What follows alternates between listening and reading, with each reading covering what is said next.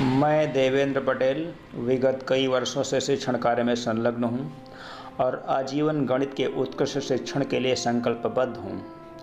मेरे विवेक के अनुसार गणित की यह सेवा उन महान गणितज्ञों के प्रति सच्ची श्रद्धांजलि है जिन्होंने गणित की एक एक खोज के लिए अपना संपूर्ण जीवन समर्पित कर दिया।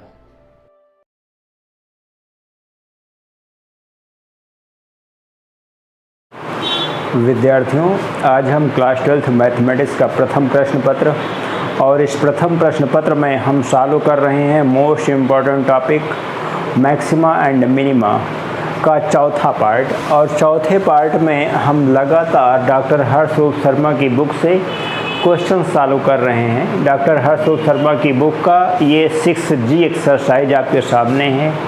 इसके पहले के 3 वीडियोज़ आपके समाप्त हो चुके हैं। हम आज ये क्वेश्चन नंबर 2 के 7वें पार्ट को यहाँ पर लिख रखा है हमने, y = sin x + cos 2x। इसका मैक्सिमा या मिनिमा हमको कैलकुलेट करना है। और मैंने यहाँ पे लिख रखा है क्वेश्चन नंबर 3 का तीसरा part, hx = sin x + cos x, x < π/2 and x > 0। और यहाँ पे है question number 4, fx = sin x - cos x, x < 2π and x > 0। तो ये दोनों क्वेश्चन तो देखने में लगभग सेम है, लेकिन यहाँ पर x की जो एक बाउंड्री दे रखी है, x का जो रेंज दे रखा है, यहाँ पर भी x का रेंज दे रखा है। तो ये क्वेश्चन आपको समझने में आसानी हो जाएगी। मैंने यहाँ पर एक कंपैरिजन करना चाहा है दिए गए प्रश्नों से। यहाँ पे आपको देखना है कि यहाँ पर x की कोई रेंज नहीं दे रखी है, तो इसको हम कैसे सॉल्व करेंगे, क्या सावधानियाँ बरतेंगे। और इस प्रश्न में कई बार विद्यार्थी रिजल्ट्स के चक्कर में पड़ते हैं। जो आपकी आंसर शीट में, बुक की आंसर शीट में जो रिजल्ट छपा हुआ है, उस पे यहाँ पे विश्वास आपको नहीं करना होगा, क्योंकि हम आपको तर्क सहित सलूशन देंगे इसका। तो जो मैं कहूँगा आपको वही मानना होगा, 100% सही होंगी वो सारी बातें। आइए शुरुआत करते हैं यहाँ पे। तो सबसे पहला स्टेप हमारे पास वही differentiating with respect to x implies that d d x of y। Sine x का डिफरेंशिएशन cos x और यहाँ पे हो जाएगा -2 sin 2x। इस प्रकार से इसका डिफरेंशिएशन हो चुका है।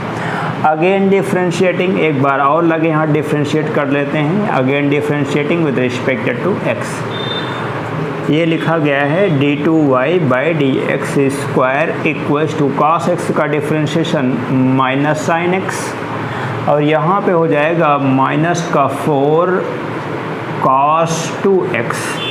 इसका डिफरेंशिएशन हो जाएगा। अब यहाँ पे फॉर मैक्सिमा और minima put d d x of y = 0। For maxima और minima put d d x of y = 0। अगर हम इसको 0 सब्स्टिट्यूट करेंगे तो किस प्रकार से होगा आप ध्यान दें। cos x - sin 2x को 2 sin x cos x में बदलना चाहते हैं, तो ये हो जाएगा -4 sin x cos x = 0। अभी तक कोई समस्या नहीं आई। हम यहाँ पर, ये तो हमने 0 रख लिया है। अब यहाँ पर हम x की आवश्यक वैल्यूज़ को कैलकुलेट करते हैं, उसको डबल डेरिवेटिव में सब्स्टिट्यूट करते हैं। आप ध्यान दें, ये cos x यहाँ पे कॉमन हो जाएगा और 1 - 4 sin x = 0। हम अगर यहाँ पे cos x = 0 रखेंगे, यदि cos x = 0 इम्प्लाइज दैट, तो x का मान यहाँ पे π/2 हो सकता है, 3π/2 हो सकता है और आगे भी हो सकता है। चूँकि यहाँ पर कोई रेंज नहीं दे रखा है आपने x की, तो इस वजह से x के यहाँ पर ये मान संभव हैं। फ़िलहाल हम यहाँ पर एक मान तो लेंगे ही लेंगे, कम से कम x = π/2 की वैल्यू तो हम लेंगे ही लेंगे। अगर नहीं दिया गया है तो, अगर कुछ दिया जाता है यहाँ पे रेंज, तो तब हम रेंज के अकॉर्डिंग यहाँ पे कैलकुलेशन शुरू करते हैं। और अगर हम इसको 0 के बराबर मानेंगे और यदि 1 minus 4 sine x equals to 0 implies that sine x equals to 1/4। Sine x की वैल्यू 1/4 हो गई है। ये साइन एक्स का मान जो 1/4 है, ये भी कंसिडरेबल वैल्यू है, यानी कि ये भी मान्य है। साइन एक्स का मान 1/4 संभव है, तो इसको हम क्यों नेगलेक्ट कर सकते हैं? जबकि विद्यार्थी जब आंसर देखता है तो यही बताता है कि सर इसका तो कोई रिजल्ट नहीं दिया गया है, लेकिन मैं कहता हूँ ये सही है। अगर साइन एक्स का मान 1 से ज़्यादा होगा तब वो एक्सेप्टेबल नहीं होगा, लेकिन ये वैल्यू तो एक्सेप्टेबल है, तो इसका मतलब इस पे भी हमको मैक्सिमा या मिनिमा का डिस्कशन करना होगा। तो इसका मतलब हम यहाँ पर दो वैल्यूज़ के लिए, एक वैल्यू x इक्वल टू π/2 के लिए हम d2y/dx² का रिजल्ट चेक करेंगे, और दूसरा हम sin x इक्वल टू 1/4 के लिए d2y/dx² का रिजल्ट चेक करेंगे कि पॉजिटिव है कि निगेटिव है। क्योंकि डबल डेरिवेटिव का रिजल्ट केवल निगेटिव और पॉजिटिव का ही कंफर्मेशन हमको ज़रूरत होती है बस। तो आइए शुरू करता हूँ। x इक्वल टू π/2 सब्स्टिट्यूट करते हैं सबसे पहले। x इक्वल टू π/2 पर d2y/dx² इक्वल्स टू, यहाँ पे हो जाएगा माइनस का साइन x की जगह पे π/2 और -4 cos 2x की जगह पे π/2। यहाँ पे हो जाएगा -1 और cos पाई का मान -1 होता है, यानी कि +4 हो जाएगा कुल मिला के। ये बराबर हो जाएगा पॉजिटिव, यानी कि x बराबर π/2 पर ये फंक्शन जो है वो लोकल मिनिमा देगा। पॉजिटिव होना का मतलब लोकल मिनिमा देगा। यहाँ पर एक लाइन लिख लेते हैं, अतः x इक्वल टू π/2 पर फलन मिनिमम होगा या फिर न्यूनतम होगा, या फिर इसी को आप लिख देंगे क्या, स्थानीय न्यूनतम होगा। अब यहाँ पर चाहें तो मिनिमम वैल्यू भी कैलकुलेट कर लें, और y minima is equal to sine π/2, x की जगह पे π/2 रखेंगे हम लोग, प्लस cos 2 इंटू एक्स की जगह पे π/2। तो यहाँ पे साइन π/2 की वैल्यू 1 और यहाँ पे 0 हो जाएगा। cos पाई केवल बचेगा, सॉरी 2 से 2 कैंसिल आउट हो जाएगा, तो cos पाई का मान -1, यानी कि ये 0 हो जाएगा। ये y मिनिमम की जो वैल्यू आई है वो 0 आई है, वो कहाँ पे आई है, एट x इक्वल टू π/2 पर। एक रिज़ल्ट आपने यहाँ पे कैलकुलेट कर लिया है। हम दूसरे रिज़ल्ट का भी डिस्कशन करेंगे, कहाँ पर, और ये sin x इक्वल टू 1/4 के लिए। इस बात को आपको समझने की बहुत ज़्यादा आवश्यकता है यहाँ पर। अब d2y/dx² हम कैसे यहाँ पे सॉल्व कर रहे हैं, विद्यार्थियों को ध्यान देने की आवश्यकता है। माइनस साइन एक्स तो बना हुआ है यहाँ पे, और -4 cos 2x equal to 1 - 2 sin square x. -4 cos 2x का मान आपने बताया 1 - 2 sin स्क्वायर एक्स। आगे बढ़ते हैं, साइन एक्स की वैल्यू यहाँ पे अप्लाई करते हैं। 1/4 जगह का शॉर्टेज है, माइनस तो सबसे पहले शुरू में ही आ गया है। चलिए शुरू में एक बार माइनस लिख लेते हैं, और ये हो जाएगा साइन एक्स प्लस 4, और ये हो जाएगा माइनस का 8 साइन स्क्वायर एक्स। अभी तक कोई समस्या नहीं हुई। यहाँ पर सब्स्टिट्यूट करते हैं, साइन एक्स की वैल्यू 1/4, माइनस यहाँ पे पहले से बना हुआ है, साइन एक्स की value 1/4 plus 4 -8 sine square x का मतलब ये हो जाएगा 1/16 हो जाएगा। आगे बढ़ता हूँ, माइनस पहले से बना है 1/4 प्लस 4 -1/2, यानी कि ये वैल्यू तो निगेटिव मिल रही है। शायद यहाँ पे एलसीएम ले लिया जाए, 4 एलसीएम आएगा, तो ये हो जाएगा 1 + 16 - 2 अपॉन 4। ये वैल्यू सीधे सीधे निगेटिव मिल गई हमको केवल निगेटिव, केवल चिन्ह की जानकारी चाहिए थी। तो अब आपने देखा कि नेगेटिव मिल गया। नेगेटिव मिलने का मतलब साइन, यहाँ पर जो साइन x बराबर 1/4 के लिए यह फंक्शन मैक्सिमा होगा। अब मैक्सिमम वैल्यू आप कैलकुलेट कर सकते हैं। साइन x की जगह पे 1/4 रखेंगे, cos 2x की जगह पे फिर से वही काम जो मैंने यहाँ पे किया है, cos 2x के जगह पे 1 - 2 sin स्क्वायर x। जब आप सब्स्टिट्यूट करेंगे तो दूसरा रिजल्ट भी आप कैलकुलेट कर सकते हैं, कोई ऐसी समस्या नहीं। आप पूर्ण रूप से क्वेश्चन को सॉल्व करेंगे। अगर आप क्वेश्चन यहाँ तक केवल सॉल्व करते हैं तो वो क्वेश्चन आपका अधूरा माना जा सकता है। तो क्वेश्चन को आप पूर्ण रूप से सॉल्व करेंगे। इसको विद्यार्थी नोट करें और आगे हल करें अपने आप से। विद्यार्थी ध्यान दें, हम इन दो प्रश्नों में से भी एक प्रश्न आपको बताना चाहते हैं। इसकी रेंज ज़्यादा है, 0 से 2 पाई तक है। 0 से बड़ी 2 पाई से छोटी, यानी कि जिस प्रकार से लिखा गया इसका मतलब x लेस दैन 2 पाई यानी कि 2 पाई से छोटा, और x ग्रेटर दैन 0 यानी कि 0 से बड़ा। हम यहाँ पर इसी क्वेश्चन को बताना चाहते हैं। इसको आप सॉल्व करने का प्रयास करेंगे। इसको सॉल्व करता हूँ तो सबसे पहले सॉल्यूशन में यही काम करते हैं हम लोग। फर्स्ट डेरिवेटिव कैलकुलेट करते हैं, जो फर्स्ट स्टेप है हमारा मैक्सिमा और मिनिमा कैलकुलेट करने का, यानी कि f dash x equals to cos x, और cos x का डिफ्रेंशिएशन माइनस साइन x, तो ये हो जाएगा प्लस का साइन x। आगे बढ़ते हैं, इसका डबल डेरिवेटिव भी तुरंत हम कैलकुलेट कर लेते हैं। f double dash x equals to cos x का डिफ्रेंशिएशन माइनस साइन x, और ये हो जाएगा प्लस का cos x। हम फर्स्ट डेरिवेटिव को 0 के बराबर सब्स्टिट्यूट करते हैं। Put f dash x equals to 0 which is necessary condition for maxima or minima implies that cos x plus sin x equals to 0। हम यहाँ पर इतना काम बड़े आसान तरीके से कर सकते हैं। अब आगे यहाँ पर x की वैल्यू कैलकुलेट करने के लिए लोग अलग अलग तरीके अप्लाई कर सकते हैं। हम यहाँ पर एक तरीका अप्लाई कर रहे हैं, आप ध्यान दें। cos x equals to minus sine x हमने लिख दिया है।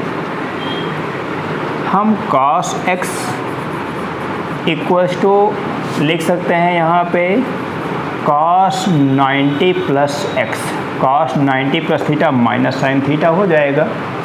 अब यहाँ से x equals to π/2 plus cos x equals to cos 90 plus x minus sine x, और उसके बाद इससे मैं देख रहा हूँ कि इस ऑपरेशन से बिल्कुल आप करेंगे, मैं इसको रफ नहीं करने वाला हूँ। मैं देख रहा हूँ कि यहाँ से आप अगर ये ऑपरेशन करेंगे तो x की वैल्यू कैलकुलेट नहीं हो सकती है। इसका मतलब यहाँ पे भी x आ जाएगा, ये cos x equals to cos, अगर ऐसे आप अप्लाई करेंगे तो फिर आप x की वैल्यू यहाँ पर कैलकुलेट नहीं कर सकते। इसके लिए हम यहाँ पर दूसरा काम करने वाले हैं। आप ध्यान दें, इस स्टेप से इम्प्लाइज दैट, ये दो स्टेप हमारे जो है कि आपके समझने के लिए हो गए हैं। हम यहाँ पर सॉल्व करेंगे sine x upon cos x equals to -1। इस cos को हम इधर अपान में ले सकते हैं क्रॉस मल्टीप्लिकेशन के जरिए, और माइनस को इधर ले लेते हैं तो ये बिल्कुल सही हो जाएगा। अब यहाँ पे tan x इक्वल्स टू -1।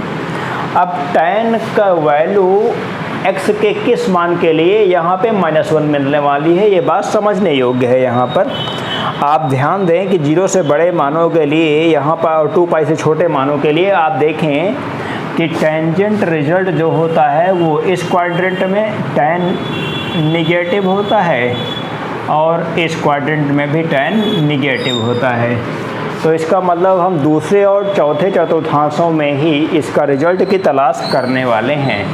एक तो हो जाएगा tan 135 का रिजल्ट, यानी कि tan 135 डिग्री का रिजल्ट, सीधे सीधे लिख देते हैं। tan 90 प्लस 45 यानी कि माइनस का काट 45 -1 हो जाएगा। तो एक तो रिजल्ट हमको यहाँ से मिल गया, x इक्वल्स टू 3π/4।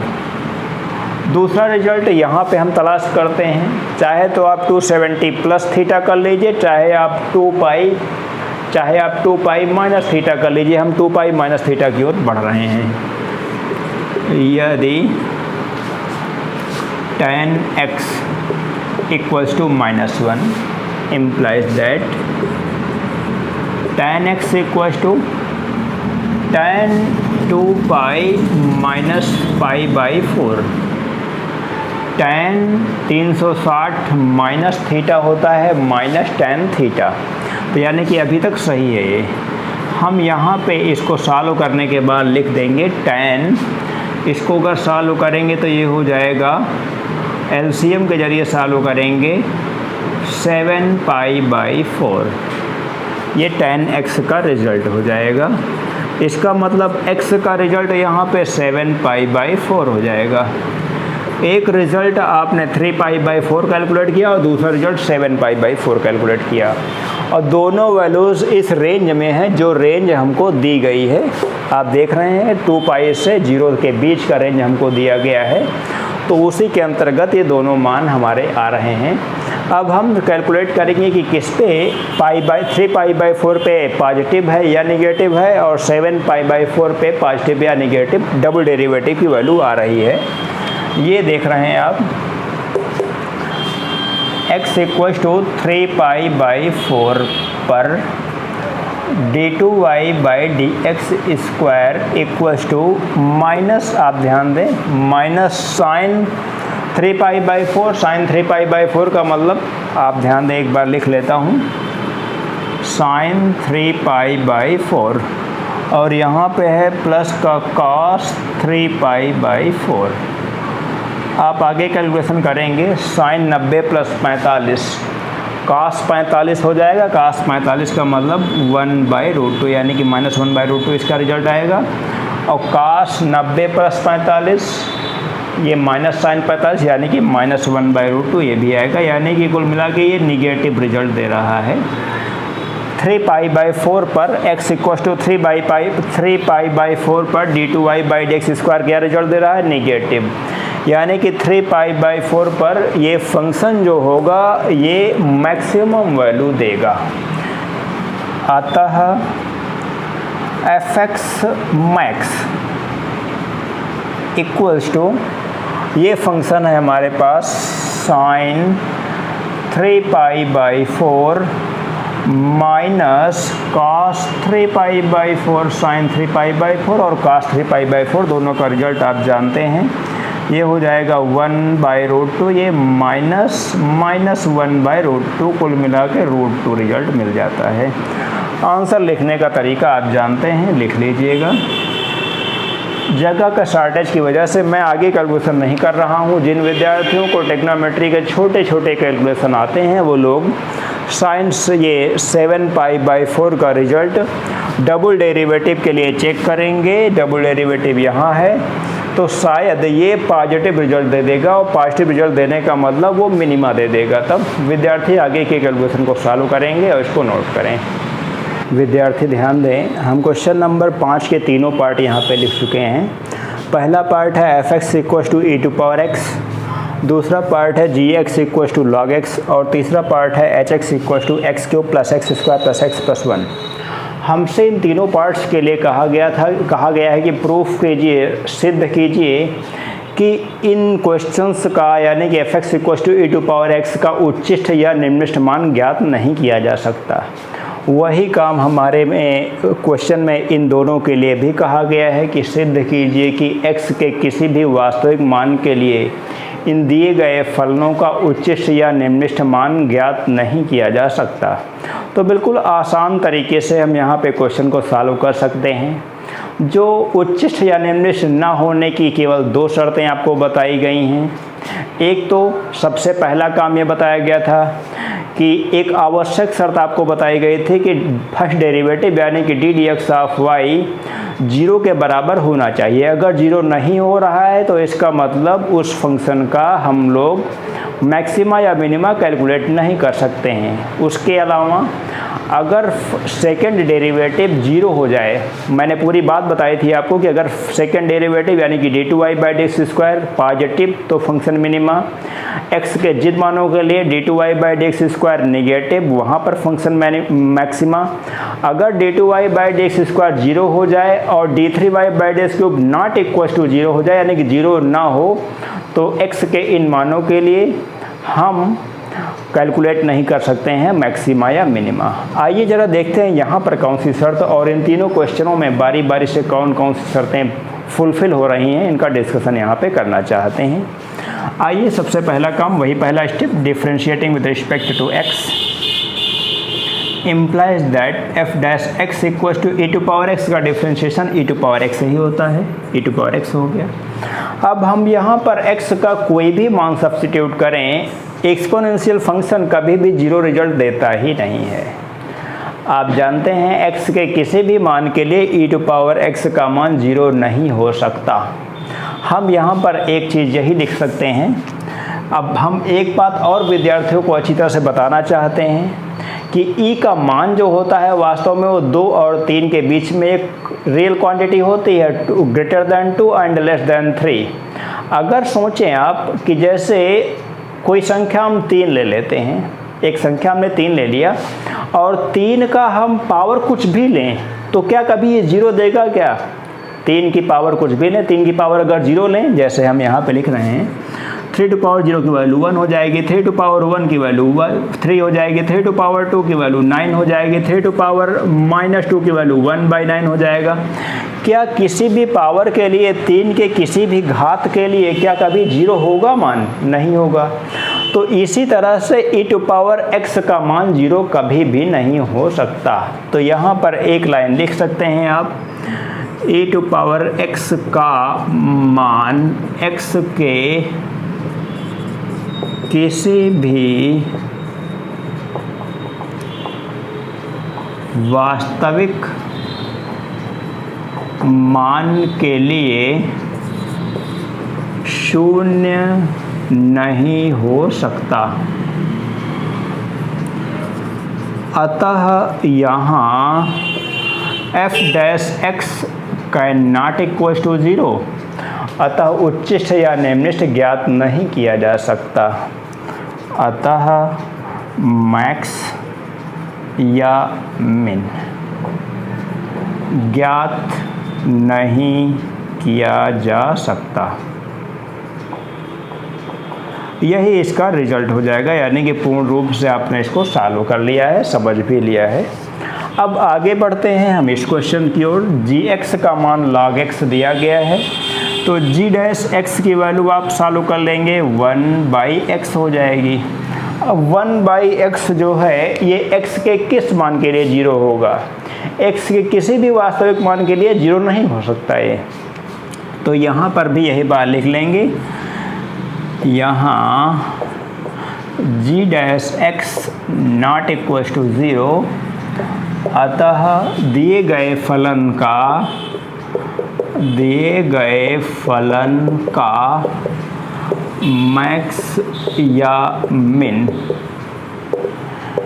ज्ञात नहीं किया जा सकता। बचा हमारे पास ये क्वेश्चन, मैं इसको लेके आगे बढ़ता हूँ।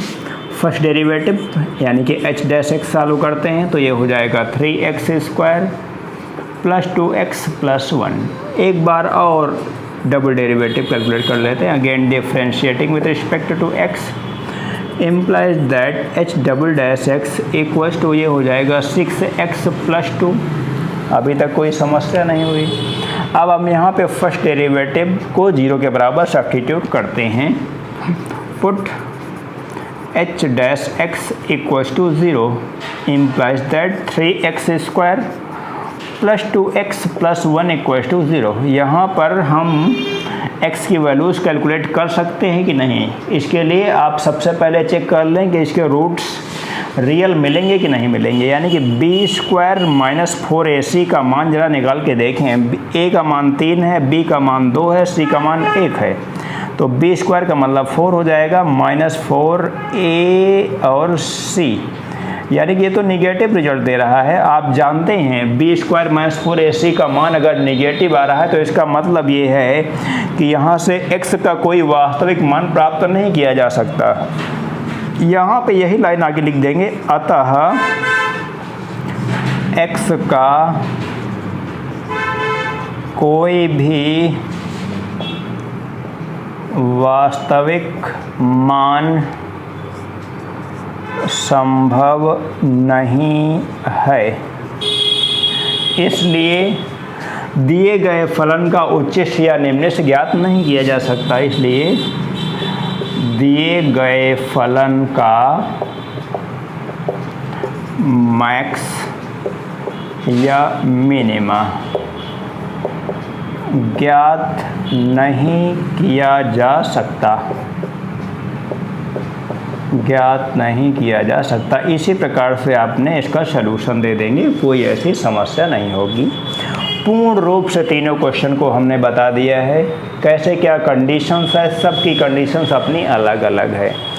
इन दोनों में तो लगभग सेम कंडीशन है, क्योंकि इसमें फर्स्ट डेरिवेटिव जीरो नहीं हो पा रहा है, लेकिन इसकी कंडीशन अलग है। इसमें फर्स्ट डेरिवेटिव जीरो हम रख सकते हैं, लेकिन यहाँ से x का कोई रियल वैल्यू कैलकुलेट नहीं कर सकते हैं। इस वजह से ये जो क्वेश्चन होगा ये भी मैक्सिमा या मिनिमा का डिस्कशन इस पर भी नहीं किया जा सकता।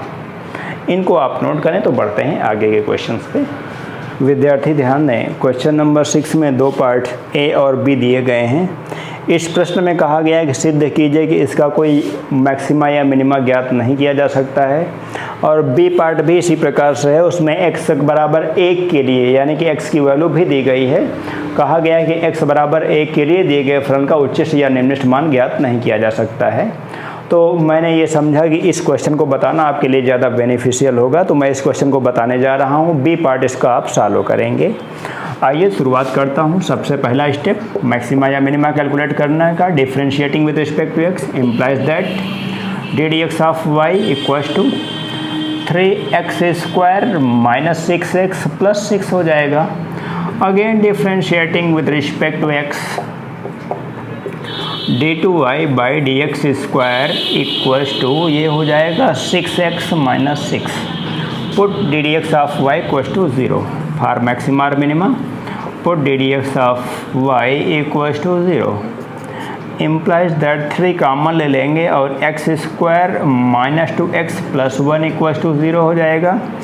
3 तो यहाँ पर रहेगा ही, x minus 1 whole square equals to 0 implies दैट यहाँ पर 3 तो कांस्टेंट है, उसका काम खत्म हो जाएगा। यहाँ पे x इक्वल्स टू 1 ही केवल एक रिजल्ट मिलेगा। और x इक्वल्स टू 1 के लिए हम देख रहे हैं d2y by d x square 0 हो जा रहा है। इसका मतलब d3y by d x cube की भी जरूरत पड़ेगी। Now d3y by d x cube equals to ये हो जाएगा 6। मैंने आपको बता रखा था कि यदि x के किसी भी मान के लिए मैं पूर्ण रूप से लिखूंगा x बराबर 1 के लिए d2y by d x square equals to 0 और d3y by d x cube is not equals to 0, अतः दिए गए फलन का मैक्स या मिनिमा ज्ञात नहीं किया जा सकता। इसी प्रकार से आपको रिजल्ट लिख देना है यहाँ पे। चूँकि क्रिटिकल पॉइंट केवल 1 ही मिला, क्रिटिकल पॉइंट का मतलब जहाँ पर मैक्सिमा या मिनिमा का डिस्कशन किया जा सकता हो, यानी कि फर्स्ट डेरिवेटिव 0 रखने के बाद जो भी रिजल्ट मिलता है उसको हम लोग क्रिटिकल पॉइंट्स कहते हैं, यानी कि क्रांतिक बिंदु कहते हैं, जहाँ पर मैक्सिमा या मिनिमा का डिस्कशन किया जाता है। तो हमको यहाँ पर क्रिटिकल पॉइंट्स के रूप में 1 मिला। 1 पे आपने देखा कि डबल डेरिवेटिव 0 है और ट्रिपल डेरिवेटिव 0 नहीं है, अतः x के इस मान के लिए भी मैक्सिमा या मिनिमा का डिस्कशन नहीं किया जा सकता। विद्यार्थी इतने क्वेश्चन सॉल्व करें, बहुत अच्छा अध्ययन चल रहा है आपका और हर क्वेश्चन को मैं बहुत बारीकी से आपको बता रहा हूँ। हाँ, वीडियो थोड़ा छोटा हो रहा है, इसकी थोड़ा समस्याएं चल रही हैं, बहुत सारे काम और भी होते हैं हमारे पास, लेकिन मैं रेगुलरिटी बनाने का पूरा प्रयास कर रहा हूं। तो आपसे ये निवेदन है कि कम से कम जितना पढ़ा रहा हूं उतना ज़रूर पढ़ते चलें। और कंपटीशन के स्टूडेंट्स के लिए भी ये सारे वीडियोस बहुत ज़्यादा हेल्पफुल हैं। वो सारे कॉन्सेप्ट यहीं से यूज करने के लिए आपके लिए बिल्कुल तैयार होते हैं, वो ये कॉम्पिटिटिव एग्ज़ाम्स में भी। तो आज की क्लास बस यहीं तक। धन्यवाद।